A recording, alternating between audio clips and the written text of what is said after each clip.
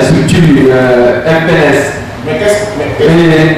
Et le projet même a été même carrément. Après mise en place de cette nouvelle structure, faire le projet et on a envoyé là-bas. Bon, heureusement aujourd'hui, on nous avait dit aujourd'hui, bon, moi mon inquiétude c'est que les objectifs ne seront pas atteints rapidement. Quel objectif? Celui de créer des emplois. Non, je viens. Quand j'ai dit c'est de créer des emplois. On va bien organiser le débat. Oui. Vous avez déposé. Vous avez dit des premiers jours. Aujourd'hui, tout comme ça va voir. Comme vous avez des réponses favorables. Oui, pour le moment. Voilà, c'est bon. Donc vous êtes témoin, il y a des réponses favorables. Donc c'est possible pour avoir un projet déposé au FNJ. C'est vrai que c'est une structure qui a été mise en place depuis après un an, mais déjà il y a des réponses favorables. C'est vrai, avec ces inquiétudes qui viennent nous montrer que c'est possible. Voilà, on fait comme lui, on va avancer ensemble et on va essayer les obstacles, on va essayer de les surmonter. Donc, comme je vous l'indiquais, décennie de crise. Déjà, nous avons des entreprises qui n'étaient pas nombreuses. On a tué, on a fait la guerre, il y a d'autres qui sont partis. Vous voyez déjà, notre capacité là, de recrutement là, s'est vu diminuer. Tout le monde peut être fonctionnaire. Le gouvernement, on va réguler les policiers, les de la sécurité, mais tout le monde peut être policier également à ce moment-là. Donc finalement, on sort maintenant de crise.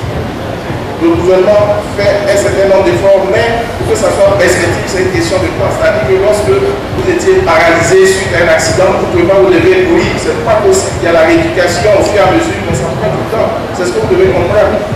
Il y a combien de jeunes n'ont pas bénéficié du programme PGTEC? Il y a plusieurs jeunes.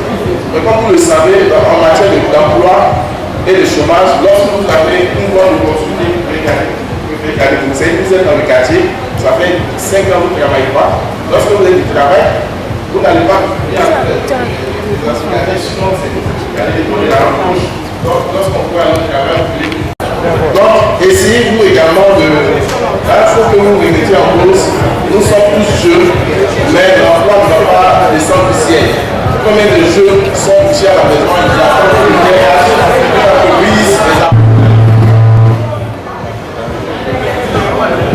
y a un peu mon collègue de l'emploi. Tout à l'heure, il y a eu une préoccupation d'un jeune qui avait un potentiel de 5 000 emplois avec la question de la salubrité. Et je ne sais pas à quelle porte ce jeune a tapé, mais c'est aussi simple. Vous avez des préoccupations d'emploi, vous vous formalisez. On a dit en 24 heures, vous avez votre entreprise. Et dépendamment du secteur où vous voulez vous orienter, vous allez vers les structures spécialisées. En matière de salubrité, il y a le ministère de l'Environnement, salubrité urbaine et développement durable qui vous attend. Et la structure qui s'occupe des autorisations, ce n'est pas le ministre, c'est l'Agence nationale de la salubrité. C'est la nation qui vous enregistre. Et si vous avez des besoins, c'est-à-dire besoin de matériel, la nation vous donne le matériel pour pouvoir travailler. Et la nation vous exige rien. Tout est gratuit. Au niveau même de la salubrité encore, ce que fait le ministère, c'est de créer des emplois puissants. Parce que vous avez vu qu'à la télé, il y a des formations au niveau régional qui permet à nos amis les collecteurs, c'est-à-dire ceux qui font le porte-à-porte, qui vont ramasser les déchets, d'avoir un emploi durable, c'est-à-dire descendre dans les conditions qu'il faut pour exercer cet emploi. Ce qui passe par l'équipement, parce qu'avant, vous voyez nos jeunes précollecteurs qui sont avec les pousses-pousses et qui passent de quartier en quartier pour aller déposer les déchets dans les zones de transit. Mais aujourd'hui, ça ne sera plus le cas. On va désormais respecter le jeune qui ramasse les déchets parce que non seulement il a les équipements nécessaires pour travailler, aujourd'hui, la nation ou le ministère fait don de motocycles.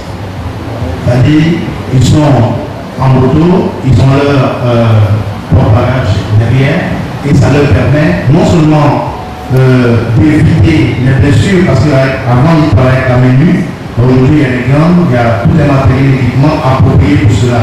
Et c'est les jeunes qui sont royalement bien payés. Parce qu'avant on disait qu'on on va vers les déchets, on va faire la précollecte parce qu'on n'a rien à faire. Aujourd'hui, je vous le dis, il y a des jeunes qui ont la maîtrise, il y a des jeunes qui ont la licence, mais qui sont des précollecteurs. Et il y a déjà parmi ces jeunes, des jeunes qui se sont achetés, des taxis, parce qu'ils veulent diversifier leurs activités. Et donc, ce n'est plus des emplois qui font honte, mais c'est des emplois qui nourrissent leurs hommes. Et pour ce faire, je ne vais pas trop parler. Demain, ça sera la session sur les emplois verts, l'économie verte. Et je vous invite à venir nombreux, car je vais vous dépister, je vais vous élaguer les emplois du secteur du développement durable. Quand on dit développement durable, c'est-à-dire que c'est un développement qui prend en compte nos besoins, sans compromettre les besoins de nos enfants, à aussi satisfaire les besoins primaires. Donc, demain, à 10h, je pense, monsieur le réalisateur, vous aurez la table ronde sur l'économie verte, sur les emplois verts. Parce que comme on l'a dit d'en haut, il ne faut pas créer des emplois pour les créer, mais il faut que les emplois nourrissent les hommes, il faut que les emplois soient décents, il faut qu'on soit fiers de dire que je travaille dans les déchets, de dire que je travaille dans le reboisement, ou je travaille dans l'agriculture. Tout à l'heure, on parlait de bien. Le bien et le ministère de l'Agriculture, ses promesses. Dernièrement, j'étais à Roifoué, journée mondiale de l'alimentation. Vous avez vu que le PNIA, à travers un fonds spécial créé par le président de la République, a distribué 1 milliard, 1 milliard 300 millions aux femmes du février à Roifoué. Ça veut dire que la question de l'emploi, la pérennité de l'emploi, c'est à cœur, comme on a dit mon collègue de l'emploi. Ce n'est pas du tout la théorie. J'ai pu comprendre que l'État fait la théorie. L'État veut être pragmatique et l'État veut vous amener à être autonome. Aujourd'hui, la question de l'autonomisation des jeunes et des femmes est au cœur de la politique du gouvernement. On ne veut plus de jeunes parasites. On ne veut plus de jeunes assistés. On veut des jeunes à partir de 21, à partir de 18 ans qui sont assez responsables et qui puissent parler devant leurs aînés, c'est-à-dire avec fierté, mais pas, comme on l'a dit, aller à partir à chaque fois le sac pour avoir de quoi manger, pas placer les tâches ou ramasser les chaises. Des jeunes qui seront suffisamment autonomes et qui vont contribuer, à l'économie, à l'amélioration du PIB et bien entendu participer à l'émergence de la Côte d'Ivoire à l'horizon 2020. Donc, nous sommes en dehors de la théorie. Nous voulons être un pays organisé avec des secteurs bien organisés. On a dit, si vous voulez de l'emploi, adressez-vous au ministère de l'Emploi, l'AGEP, AGEFOR. Donc, c'est toutes les structures qui sont là pour vous accompagner. Et bien évidemment, il faudra des projets. Et on a dit, si vous n'êtes pas en mesure d'élaborer de bons projets, il y a des structures qui sont là pour vous aider à faire des projets bancables. Et aujourd'hui, il n'y a pas que le fonds de la jeunesse, il y a d'autres structures. N'hésitez pas. Contactez le ministère de l'Emploi, contactez le ministère sectoriel et vous aurez des réponses à vos besoins. Les solutions existent, à vous de prendre les initiatives. Je vous remercie. Merci, monsieur le directeur. Merci.